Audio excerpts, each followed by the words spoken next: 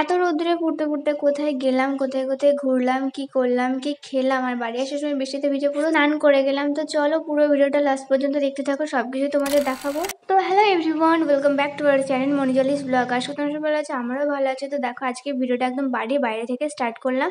অনেকদিন বাড়িতে বসে বোর হচ্ছিলাম, তাই ভাবলাম একটু ঘুরে আসি। তাই আগের দিন রাত্রেবেলা জিজুকে ফোন করে বললাম, তো পরদিন দেখো সকালবেলা আমরা এখন ঘুরতে বেরিয়ে গেছি।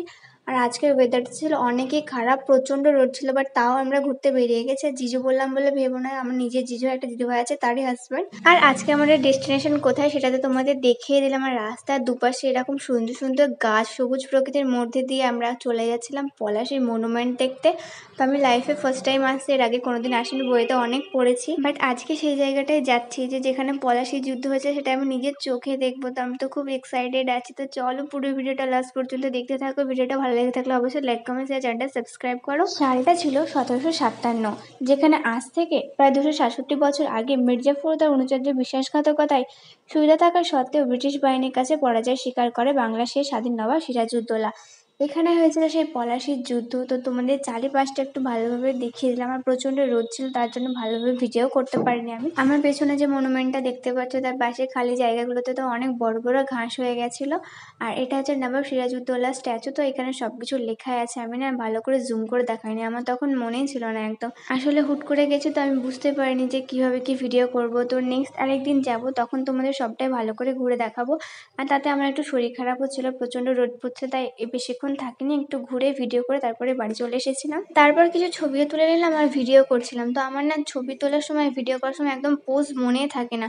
তো ছবি বা ভিডিও করা হয়ে যাওয়ার পর মনে পড়েছে এভাবে যদি পোজ দিতাম তাহলে তো ভালো লাগতো। তো আজকে আমার সাথে সেম ঘটনাটাই ঘটেছে। আমি তো বুঝতেই পারছিলাম না যে কিভাবে পোজ দেবো, তো হেলমেট নিয়ে এইভাবে একটু পোজ দিলাম। তো তোমরা পুরো ভিডিওটা দেখতে থাকো।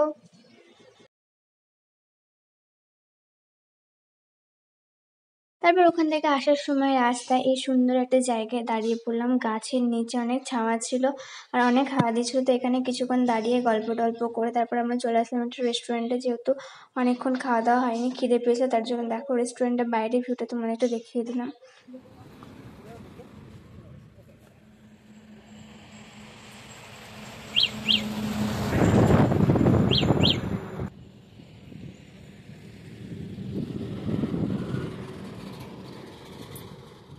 তারপর এখানে প্রায় 1 ঘন্টার মতো ওয়েট করার পর আমাদের খাবার দিয়ে গেল। তো এখানে আমরা অর্ডার করেছিলাম চাউমিন আর স্প্রাইট।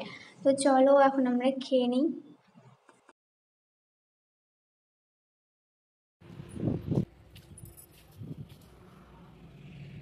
খাওয়া দাওয়া করে রেস্টুরেন্ট থেকে বাড়ি ফেরার সময় দেখো আমরা পুরো ভিজে স্নান হয়ে গেছে। তো অর্ধেক রাস্তায় বৃষ্টি হচ্ছে আর অর্ধেক হচ্ছে না, তো আমরা আর কোথাও দাঁড়াইনি, একদম বৃষ্টিতে ভিজতে ভিজতে বাড়ি চলে এসেছিলাম। তো চলো আজকে ভিডিওটা ছিল এতটুকুই। ভালো লেগে থাকলে লাইক কমেন্ট শেয়ার চ্যানেলটা সাবস্ক্রাইব করে দেখা হচ্ছে নেক্সট ব্লগে।